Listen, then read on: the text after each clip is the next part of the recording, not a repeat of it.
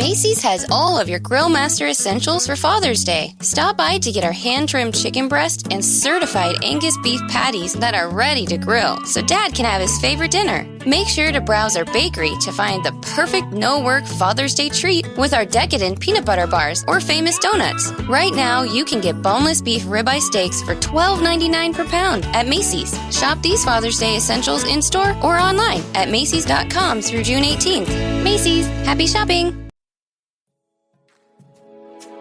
You're listening to the Sisters in Loss podcast, a faith-based grief and loss podcast for Black women, where you will hear stories of miscarriage, infant loss, stillbirth, and infertility to learn there is a testimony in tragedy. You will learn how to heal, gain clarity, find hope and peace, and turn your pain into your purpose after loss. I'm your host, Erica M. McAfee.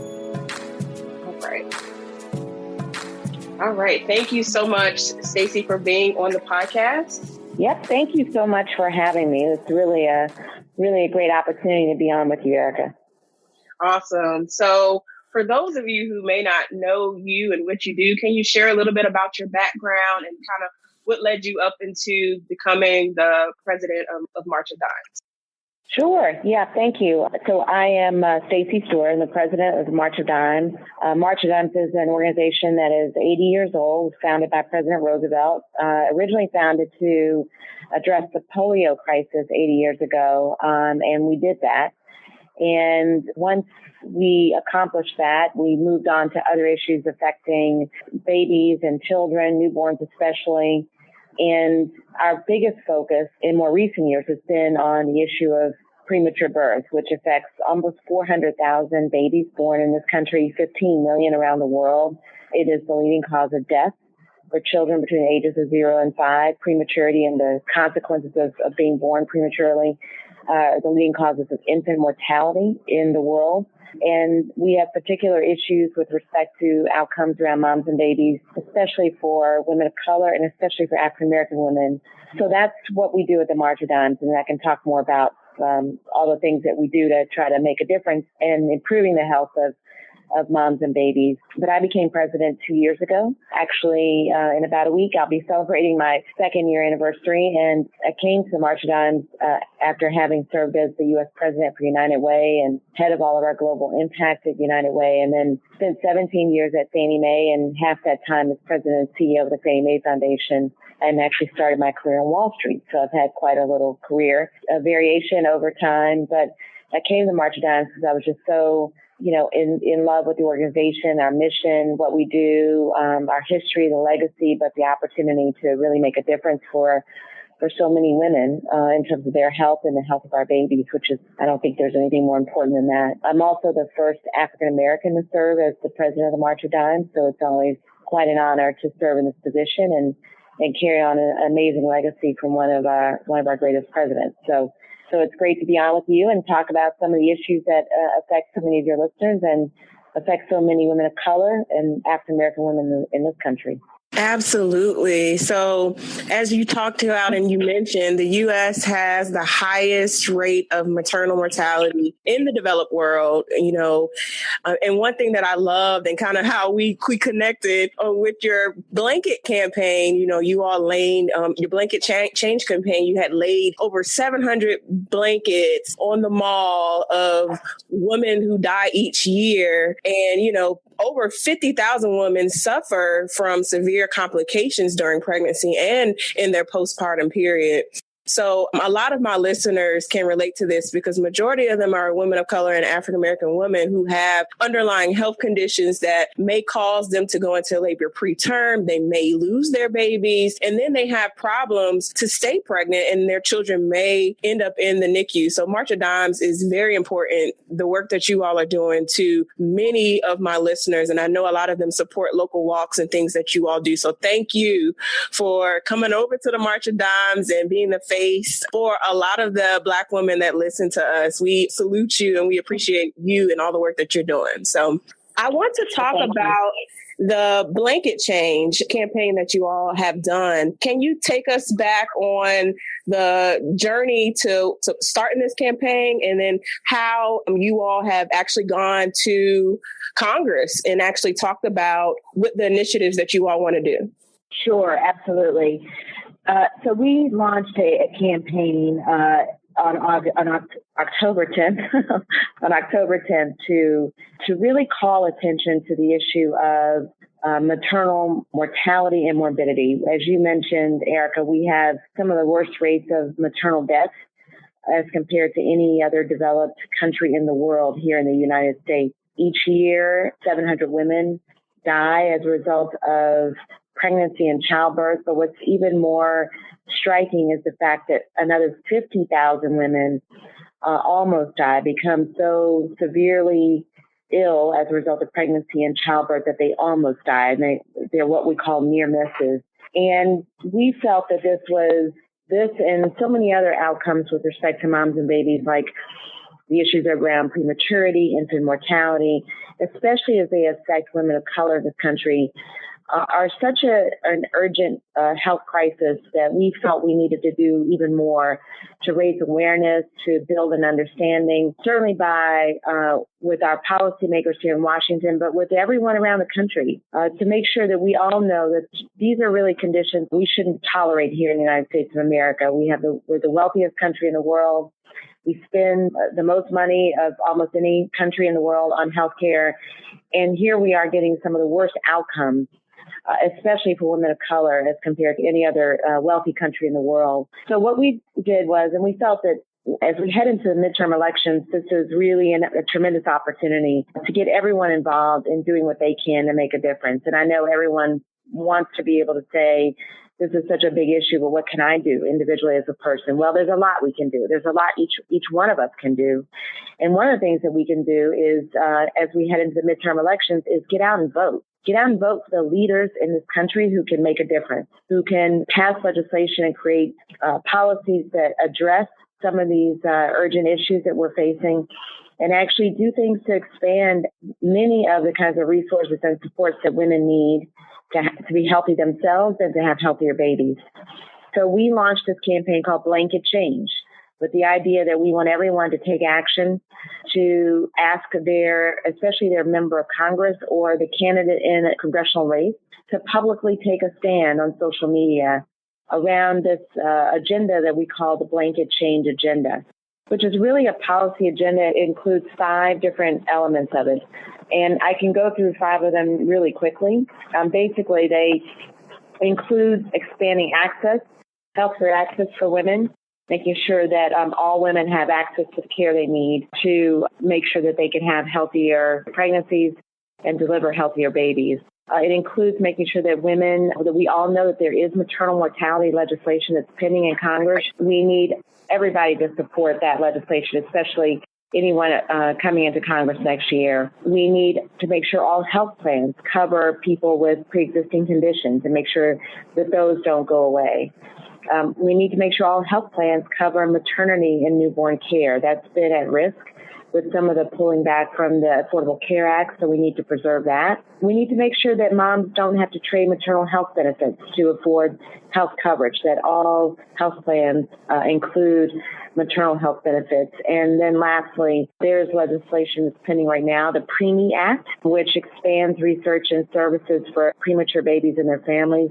We're calling for the reauthorization of the Preemie Act as well. So there are 5 kind of elements that are a part of this Blanket Change agenda. We don't ask everyone to remember all 5 of those things. I just want to make sure your listeners knew what some of the change is all about that we're demanding members of Congress take action on next Congress, even in the remaining weeks of this Congress after the election. And for more information, everyone can go to marchofdimes.org/blanket change. And from there, you can read about the Blanket Change agenda. And you can also use the tools that are right there to tweet a member of Congress or candidate in the race, whether they're Republican or Democrat, and ask them to take a stand to support the Blanket Change agenda.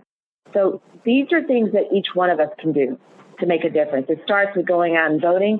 It also includes being a part of a broader campaign, this Blanket Change campaign, to make sure that our voices are heard in this election. And we know that Black women have huge influence over elections. We've seen that happen time and time again. And I think Black women's voice is going to make a huge difference in these midterm elections as well. Absolutely. And our voice definitely matters when it comes to elections. We definitely saw that in Alabama earlier. And we know that we're going to show up and show out in this election. So I'm happy that you brought all of that up. But I always like to bring it back to the main reason why we need to feel empowered to vote, especially the folks that listen to this podcast. You know, we know the burden it is to have a child or just to bring a healthy baby home, you know, all the financial burden and then just having insurance just to cover it. You know, all the many doctor's visits that we may have to go since we're considered high risk because of all of the other underlying issues we may have. So I appreciate you sharing that. Yep. Let's talk about any other new legislation that you know that's coming up or coming down the pipeline around maternal mortality and infant mortality in the U.S. And how is March of Dimes helping play a role to help shape that legislation? Well, the March of Dimes has always been an organization as we focus on moms and babies and making sure that moms and babies are as healthy as they can be. Women are as healthy as we can be. We've always been involved in several different areas. So the first has been around medical research, and that's been a huge part of our work. But I would say advocacy has always been a part of our focus at the March of Dimes, both at the federal level and the state level. So we've always been actively engaged in advocating and even lobbying for bills that would improve health outcomes for moms and babies, whether that's around expanding access to care, whether it's around things like smoking cessation programs or other kinds of resources and supports that all women need and all moms and babies need. We also are very involved in expanding programs at a local and state level to make sure that there are access to more resources. Programs like group prenatal care, you know, we know is a very effective way, especially for women of color, to feel supported during pregnancy and help improve their birth outcomes. That's a program that we are looking to expand and scale all around the country. It is an evidence-based program, and it's been shown to reduce the risk of premature birth by up to 40% for women of color. And so those are just some of the things that we've done at the March Dimes and continue to do. And we do that with the support of so many people who give to us and support our efforts. But you mentioned legislation, and I'll just go back to a couple things that are really right on the front burner. First of all, I'll just go back to the Preemie Reauthorization Act, which is a federal law, and it's the only federal law that's been dedicated to the prevention and the treatment of preterm birth. It's a reauthorization bill. It passed the Senate in September. We're really optimistic that the House of Representatives will take action in November, but we know that they'll be prompted to do so if we let them know, let Congress know, let our members of Congress know, and let all members know and all candidates know that we need them to take action on this as soon as members are back in November. The other pieces of legislation that are pending right now that are all really critical are those surrounding maternal mortality. So I was just on the Hill and testified on the Hill a few weeks ago in support of H.R. 1318, which is the Maternal Mortality Accountability Act. It is a companion bill to a Senate bill that has already passed the Senate, the Preventing Maternal Deaths Act. And then there are other pieces of legislation that have been proposed by really terrific and very supportive senators like Senator Kamala Harris, Senator Cory Booker, Senator Kirsten Gillibrand, and others, a range of different bills. And also on the House side, by Congresswoman Rodham Kelly. Congresswoman Jamie Herrera Butler actually is the big sponsor for H.R. 1318. But there are several members who have put forth legislation that would deal with the various aspects of maternal mortality. And these are all included, again, under this blanket change agenda. One way to make sure that your voices are heard on this, again, is to go to marchofdimes.org/blanket change. And you can tweet your member of Congress and let them know you support many of these bills, and all these bills are included because we think all of them have various aspects to them that are very supportive of improving the health of moms and babies. The H.R. 1318 bill that I testified on specifically speaks to the formation of maternal mortality review committees. So one of the things about these deaths around childbirth and pregnancy is that we really do not have all the data and all the information that we need about why these deaths are happening. So you mentioned the fact that, yes, there are a lot of women that may have had some sort of pre-existing conditions or some sort of underlying health conditions that may be increasing their risk of having complications during pregnancy and childbirth, possibly even leading to death.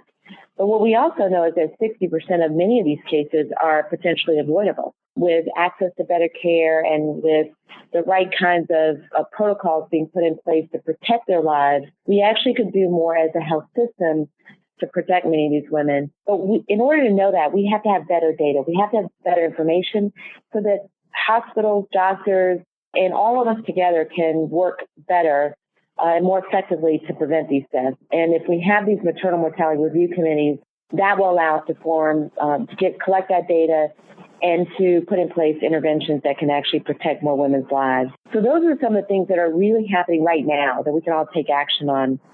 Eric, if I could mention one other thing, though, with the blanket change agenda, we actually issued a report, which is also on that website that I mentioned at marchadimes.org/blanket change, a new report called Nowhere to Go, Maternity Care Deserts Across the United States. So one of the things that we looked at the March of Dimes is how easy is it for women to get access to care, whether they're in an urban area or a rural area. And we found that there are counties that we now call maternity care deserts that offer virtually no obstetric care. About 35% of all counties in the U.S. have no hospital that offers obstetric care, no OB, no OBGYNs, and no trained certified nurse midwife. This affects about 5 million women who simply don't even have access to care close to where they live. And this is just simply unacceptable. You know, women, if they become pregnant, and we know about half of women actually become pregnant and it's either unexpected or unplanned at that time, that means that they need access to care almost immediately. They need to be able to get in to see a doctor. They need prenatal care as soon as they find out that they're pregnant. And for too many millions of women, this is just very, very difficult. Not only that, about 10 million women lack even access to health insurance. This means that they may not even have insurance to be able to see a doctor if they become pregnant. And then we also know that there are lots of doctors who don't see women, especially African-American women and other low-income women, if they are covered by Medicaid, which makes it also more complicated for those women. So what we've got is a real crisis in terms of access to care, affordability of care, access to prenatal care, even before delivering the baby. And again, blanket change is what we're calling for, and we're demanding that we have blanket change to improve holistically health outcomes for moms and babies across the country. Awesome. Thank you so much for diving deeper into it. I think that gives the listeners a better perspective on what we need to do as far as getting to the polls tomorrow on November the 6th.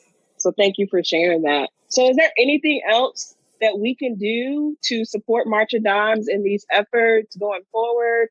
Your donation links. I know there's a lot of walks that people have across the country.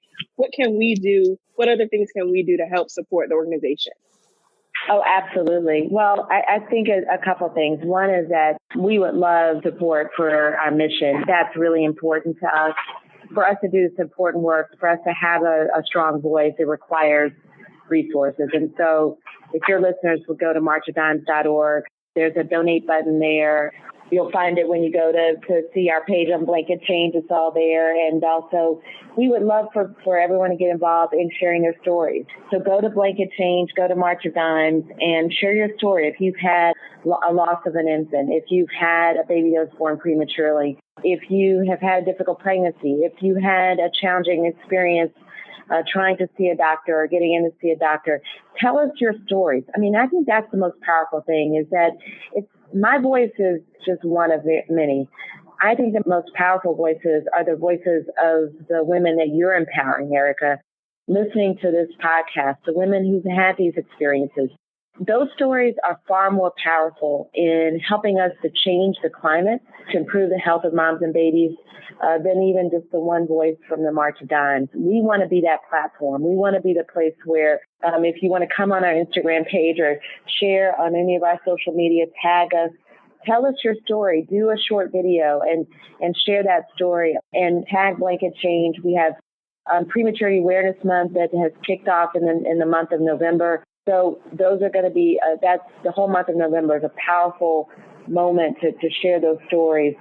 And so we really want to make sure that everyone is very much involved and tagging us at March of Dimes. My Twitter is at March of Dimes PRV. If you want to tag me, I'd love to reshare your stories.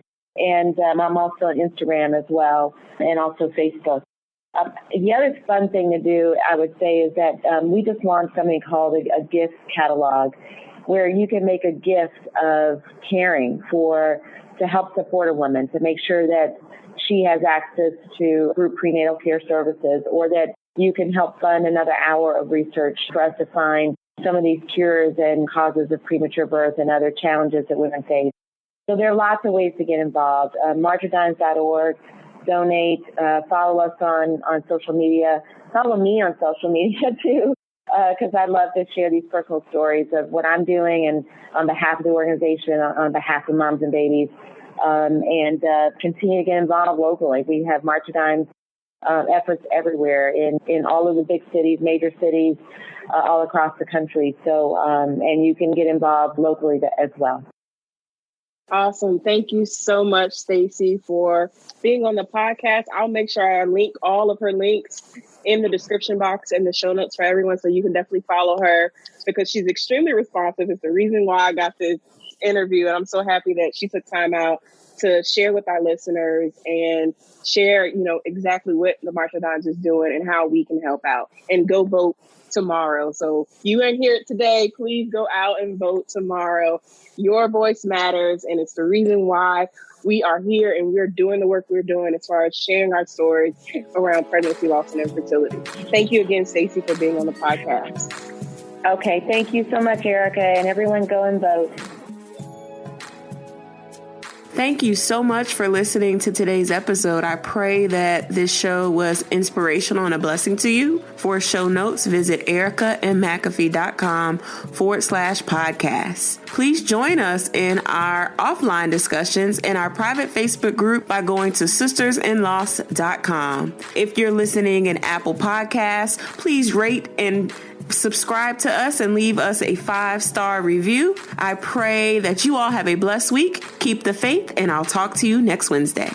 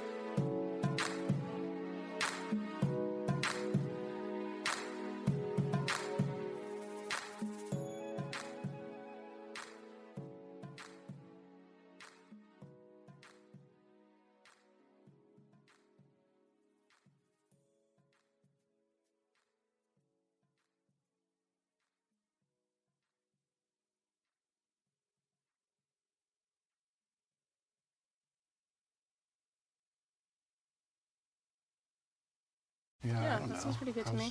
Who wants to play Monopoly? Monopoly? Is it game night? No, it's Scratcher Games night. And I just happen to have a Monopoly Scratcher game from DC Lottery for you.